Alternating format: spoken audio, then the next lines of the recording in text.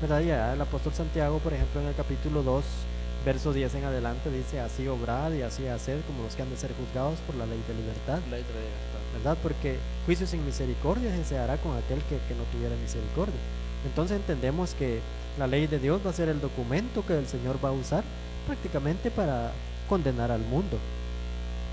Sí, hermano, yo me pienso sobre, bueno, estamos hablando en el tiempo de la gracia, pero lo que yo quisiera que la gente, que los hermanos, ellos también se preguntan, el nuevo pacto, más que todo, Jeremías lo profetizó por medio del profeta Jeremías. Dios profetizó que iba a establecer un nuevo pacto. Entonces, ¿cómo es que nosotros alcanzamos parte en ese nuevo pacto? Por medio de la sangre de Jesucristo. ¿Y cómo es que nosotros somos allegados al pueblo de Israel? Muy bien. El capítulo 31, verso 31, ¿verdad? De Jeremías. Amén. Muy bien, hermano Carlitos.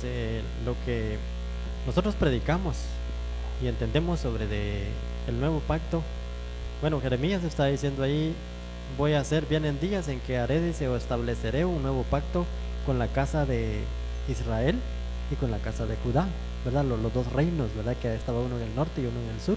Amén. Entonces, y luego les dice Jeremías: no como aquel pacto que hice con sus padres, porque ellos invalidaron, dice, mi pacto, ¿verdad? Ya no, dice, estarán las tablas de piedra, o sea, los mandamientos en tablas de piedra, sino que en las tablas, dice, del corazón, Que es la que es la mente del hombre. Cuando hablamos de corazón, no nos referimos a este órgano, ¿verdad? Como los demás órganos que tenemos dentro de nuestro cuerpo, porque este no piensa. Este solamente se encarga de revolucionar la sangre, ¿verdad? De darle vuelta a la sangre para que la sangre esté activa. Pero donde nosotros pensamos es la mente. Verán lo que dice Marcos capítulo 7, verso 21. Porque de dentro del corazón, dice, salen los malos pensamientos, los hurtos, dice, los adulterios. De dentro del corazón sale. Entonces entendemos que cuando habla de corazón está hablando de la mente de los seres humanos. Hablando tecnológicamente, como el disco duro de la computadora, ¿verdad? Donde está todo el archivo. toda la información. Exactamente. Sí, hermano. Entonces, perdón. Entonces lo que está diciendo Jeremías es de que se establecería un nuevo pacto. Con la casa ¿Cuándo fue que se estableció? Bueno, según el capítulo 26 o sea, el capítulo 28, verso 26 de Mateo, ahí nosotros podemos ver de que el Señor habla de ese nuevo pacto, cuando estaban en la cena con los discípulos, ¿verdad? Y luego les dijo, y partiendo el pan, dice, les dijo: este es mi cuerpo, que va a ser partido por vosotros. Y luego tomando el cáliz, dice que les dijo: este es el jugo de la vid, o este cáliz contiene el jugo de la vid, que representa mi sangre, que por muchos va a ser derramada, la sangre del nuevo pacto. Pero ese pacto que el Señor está haciendo, el nuevo pacto, no viola el antiguo pacto en sí, ¿verdad? Diciendo el Señor: bueno, la ley de los 10 mandamientos, por este nuevo pacto que yo voy a hacer, se va a terminar. Como dice ahí en Mateo 5, yo no he venido a abolir la ley, sino a que se cumpla. Exactamente, lo que el Señor hace ahí es una metamorfosis o un cambio, prácticamente, pero no de dejar inválido aquello, sino que de trasladar de un lado a otro. O sea que transpone el Señor, ¿verdad?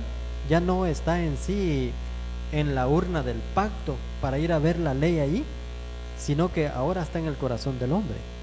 Ya lo obedece por amor. Exactamente, lo obedece por medio del Espíritu, porque el Espíritu del cristiano le recuerda de que ahí están esas leyes, ¿verdad? Y ya lo puede obedecer.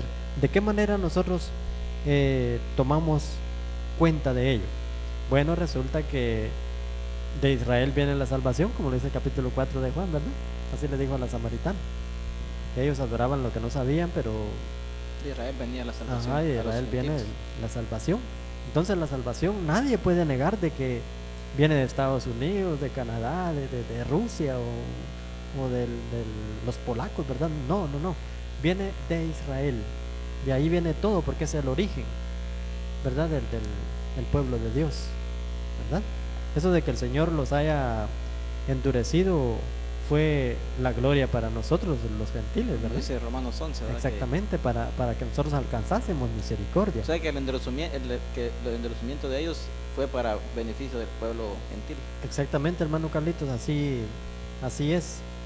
No fue que se endurecieron para mal, sino para bien de nosotros. Porque ¿qué hubiera sido de nosotros si no alcanzamos ese beneplácito de Dios, ¿verdad? Habiendo endurecido el corazón de ellos. Entonces, ¿cómo es que esto se opera? Bueno, allá en 2 Corintios capítulo 3, verso 3, nos dice el apóstol Pablo que no con tinta, dice,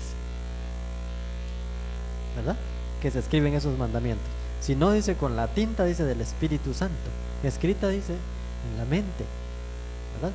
O sea que cuando, por ejemplo, si usted, hermano Carlito, no fuera cristiano y vengo yo y le comparto la palabra del Señor, yo a través del Espíritu que hay en mí, en su mente le estoy escribiendo los mandamientos de Dios, ¿verdad? Por medio del Espíritu, ¿verdad? Así como el Señor la escribió con su dedo allá en el monte Sinaí. Entonces, esa ley no se puede invalidar de ninguna manera, porque ya citábamos, ¿verdad? El capítulo 5, verso 17 de Mateo, cuando se acercan sus discípulos y algo otros curiosos, ¿verdad? Escuchando a un nuevo rabino, y un rabino joven, ¿verdad? Que era el Señor Jesús. Y les dice él, no piensen de que yo he venido para abrogar la ley o los profetas. No, yo vine para cumplir. Y si vemoslo a él cumpliendo, en Lucas capítulo 4, verso 16, dice que como era su costumbre, entró en el día de reposo en la sinagoga de los judíos, ¿verdad? Y se le dio el libro, dice, del profeta Isaías. Hermano, a mí me emociona saber que Jesús, su ministerio lo comenzó un día sábado, cuando él comenzó a leer el libro del profeta Isaías. Así es. ¿Por qué? Porque el Sabbat es el sello de la creación y es la señal del pacto número 4, y sigue siendo la señal hasta hoy para los hijos de Israel y para nosotros, ¿verdad? Ahí está para los extranjeros, dice que guarden mi sábado, ¿verdad? Y nosotros no somos israelitas, como muchos lo han dicho, ¿verdad? Si esos sabáticos no son israelitas, ¿verdad? Si les van a pedir el número de cédula, son guatemaltecos. Sí, vemos ahí en Isaías, ¿verdad? Entonces para los extranjeros dice que guarden mi pacto y que guardan el sábado, dice, para no profanarlo, ¿verdad? Yo les daré también un lugar, dice, dentro de mi casa. Y ahí está hablando del pueblo gentil. Exactamente. Entonces, de esa forma nosotros guardando el Sabbat, ¿por qué? Porque es una ley que venía de los judíos, ¿verdad? Y que se traspasó al pueblo gentil y que se escribió con la tinta del Espíritu en la mente de cada uno. Nosotros también somos participantes de esos pactos, ¿verdad? ¿Por qué? Porque según el apóstol Pablo en Efesios capítulo 2, verso 11 en adelante, empieza diciendo que nosotros éramos extranjeros y éramos advenedizos y éramos enemigos, dice, de la república, y estábamos retirados de la república de Israel, pero y ahora en Cristo Jesús dice que somos herederos, dice, también a los pactos, ¿verdad? Entonces todo aquel que rechaza pues la ley de Dios, la ley de las tablas, no la ley mosaica, la ley del libro, los 613 mandamientos, sino el que rechaza la ley de Dios diciendo que no hay ley, entonces él mismo se está como saliendo pues de ese pacto que abarca también a los gentiles juntamente con el pueblo de Israel, y no tiene parte ni con Cristo, mucho menos con Dios, mucho menos con los israelitas, ¿verdad? Eso es un grave problema, eso de no entender eso, ¿verdad?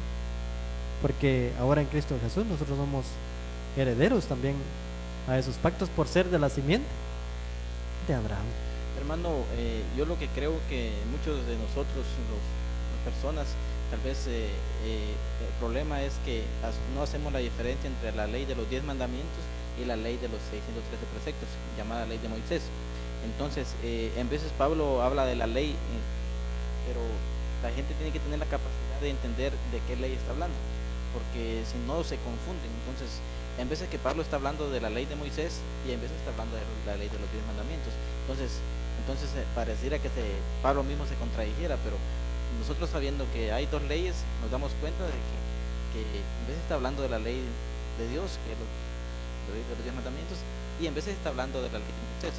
Entonces, por eso es que en veces hay confusión. Entonces, ¿cuál sería usted un ejemplo de algún texto que nos diera de cuando Pablo está hablando de la ley de Moisés y cuando Pablo está hablando de la ley de los 10 mandamientos? Hay un texto básico que encontramos en Gálatas capítulo 10, o sea, capítulo 3, un texto muy, muy maravilloso y bien claro.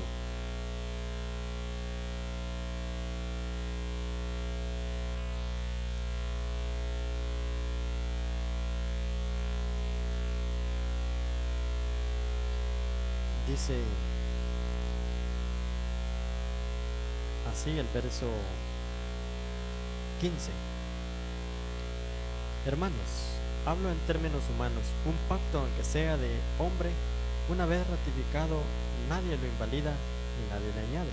Ahora bien, a Abraham fueron hechas las promesas y a su simiente. No dice, y a las simientes, como si hablase de muchos, sino como de uno, y a su simiente, la cual es Cristo.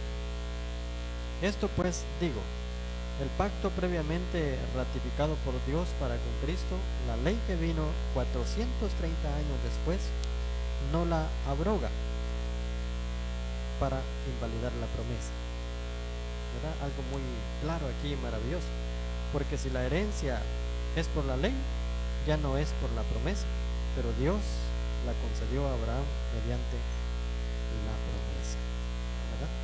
O sea que nosotros entramos o llegamos a ser simientes de Abraham por medio de la promesa que el Señor hizo, ¿verdad? No por medio de la ley de la cual el apóstol Pablo está hablando aquí a los Gálatas. Está hablando de la ley de Moisés. Exactamente, todo el capítulo 3 de la carta del apóstol Pablo, escrita a los romanos, o sea, a los galos, ¿verdad? A la provincia que estaba en Roma.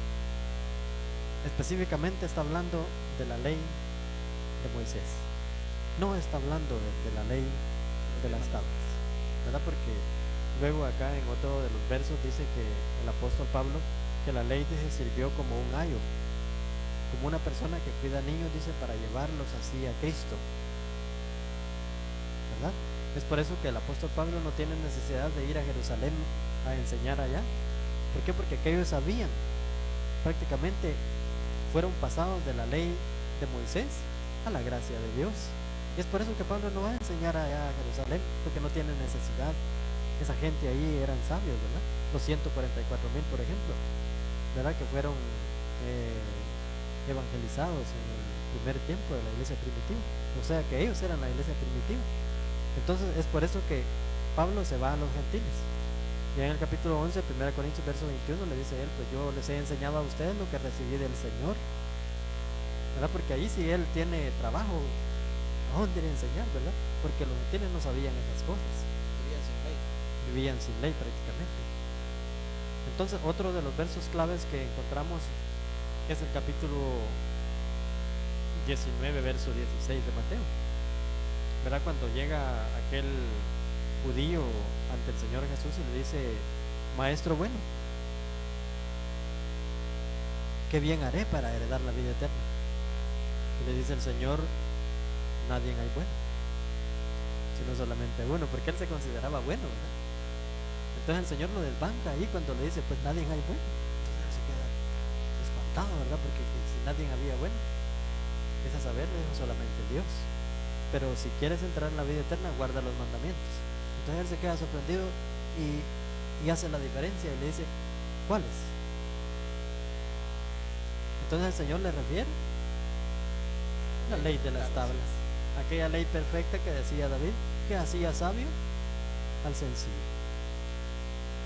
Entonces es un texto muy maravilloso que nos da una pista, ¿verdad? Para hacer la diferencia entre las dos leyes. Y eso es prácticamente lo que nosotros tratamos de hacer cuando exponemos nuestros temas, ¿verdad? Por ejemplo, por la radio o prácticamente en audio o en algún lugar público, en alguna campaña evangelística, pero no es que sea jactancia